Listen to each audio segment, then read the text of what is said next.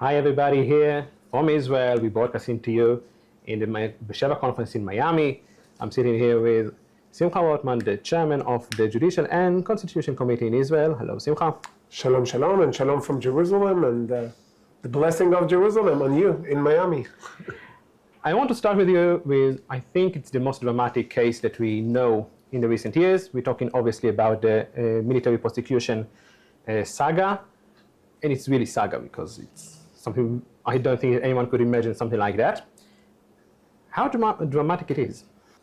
It's dramatic and it's not dramatic. It's dramatic because it's the first time we see one of the most important legal personas in Israel, the military advocate general, admitting on committing felonies in order to protect the justice system, endangering the security of the state of Israel, endangering the soldiers, opening Israel to allegations outside of Israel that are wrong and unjust, and all to defend herself from the attack.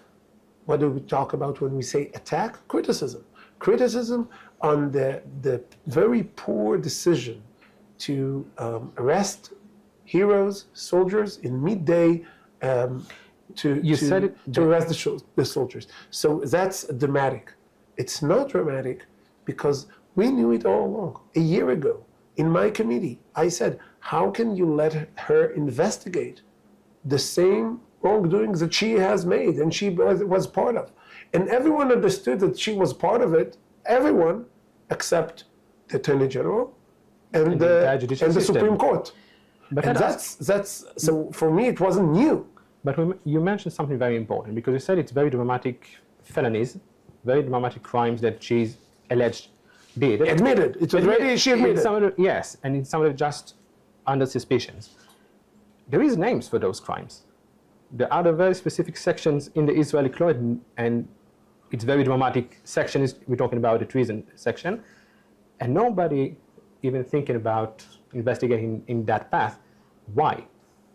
Because the people that are in charge of the investigation for many, many months were part of the coup to do exactly the same thing. So they cannot investigate on what they are part of. And that's the main problem. You have to understand the Attorney General was sitting on a case that there is no question today that she was in a conflict of interest with, because she has to testify there either as a witness or as a defendant. She should be accused in this case. And she was in charge of the investigation for over a month. She delayed giving this information to the police. So of course, the right kind of allegation you should investigate. Those kind of decisions that usually go to the Attorney General cannot be investigated unless we appoint an outside investigator. We have exactly this bill, actually prepared it a year ago, that passed the Cabinet Committee for Legislation this Sunday, and I hope to pass it this Wednesday in the plenum. It's a shame that we have to legislate it. It's a shame that the Supreme Court is defending it. It's a shame that the Supreme Court... You think it's still possible to investigate it properly, or no? The damage has been done, but there is someone. We need someone to investigate the damage that has been done. Okay, damage already has been done. We have time for one last question. Last week, Prime Minister Netanyahu sent the pardon papers to President Herzog, and in one of the paragraphs inside of it, he said that, give me the pardon because when you give it to me, I will be able to stop the judicial reform or something like that. No, he did not say it. He said, I cannot touch very important issues, very key aspects of reforms that are part of the coalition core ideas. One is the media, and one is the judicial reform. And yes, it's a shame that the Prime Minister of the State of Israel cannot be involved in the judicial reform. Now, some people assume that when he will be involved, he will stop it. I don't see a hint to that, and actually I think that it will be the other way around. I think. Do you think the reform can still been passed?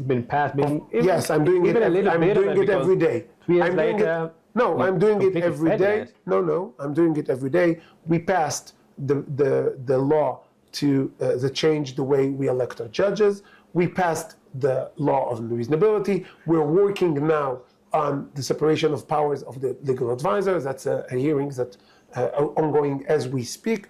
We are separating the inside investigation unit, Machash. We appointed an ombudsman for the court. We are doing it every day. I passed 101 laws in the Constitution and Law and Justice committees that I am the chair of. I passed 101 laws. Some of them are not connected to judicial reform, but almost any one of them has judicial reform in mind, and we are changing Israeli judicial system bit by bit, part by part, because we have to do it, because this system had not been under the right kind of reform for more than 50 years. And we have to do it. We promised it to our voters, and we will do it, and we will do a lot of it in the months to come.